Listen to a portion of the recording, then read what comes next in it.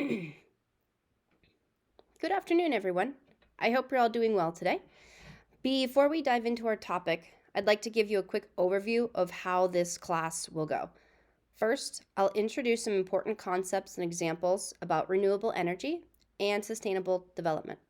As you listen, pay attention to the key vocabulary and ideas. This will help you with the activities we'll do afterward. So here's the plan. After the lecture, we'll review the key vocabulary with examples to make sure everyone understands. Then you'll complete a fill-in-the-blank worksheet on your own to test your understanding. After that, you'll pair up with a partner or a small group to compare answers and discuss any differences. We'll follow this with a whole group review, and if we have time, we can wrap up with a fun vocabulary relay race game. So let's get started. We are discussing renewable energy and its role in achieving sustainable development. This is a critical area, especially for countries aiming to balance energy needs with environmental responsibilities.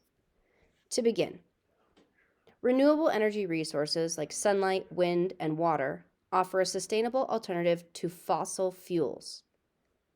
For instance, in California, solar panels have become a cornerstone of the state's energy strategy.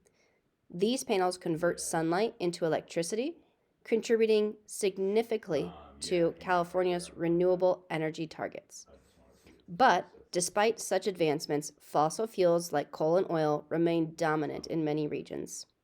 A large portion of India's energy demand, for example, is still met by coal-fired power plants.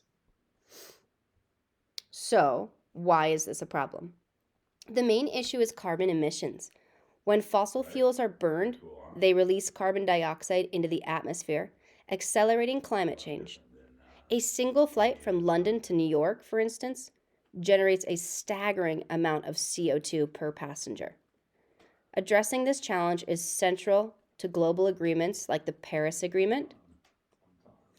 The Paris Agreement has seen nations commit to reducing greenhouse gas emissions to limit global warming.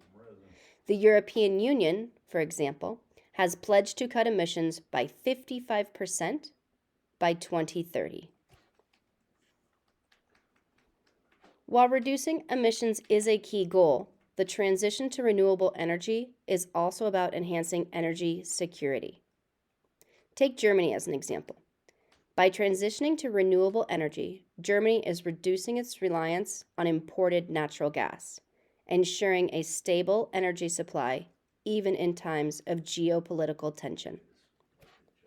Renewable energy development also has significant economic implications. For instance, the construction of wind farms in Scotland has led to job creation in manufacturing, installation, and maintenance. This economic growth is driving innovation as well. Companies are developing new technologies, like advanced batteries for energy storage. Tesla's Powerwall, for example, allows households to store solar energy for use at night or during power outages. Of course, there are still barriers to adopting renewable energy, particularly in developing countries. High installation costs are a major obstacle. However, as technology advances and governments introduce subsidies, these challenges are gradually being overcome. To wrap up, renewable energy isn't just an environmental imperative. It's a pathway to energy security, economic growth, and innovation. As future leaders, you'll need to critically analyze these dynamics. Now, let's move on to the activities. First, we'll review the vocabulary with examples from today's lecture. Then, you'll work individually on a fill-in-the-blank worksheet before sharing your answers with a partner or small group. If we have time, afterwards we will review as a group to clear up any uncertainties, and hopefully we will get to the vocabulary relay race game at the end. Let's get started.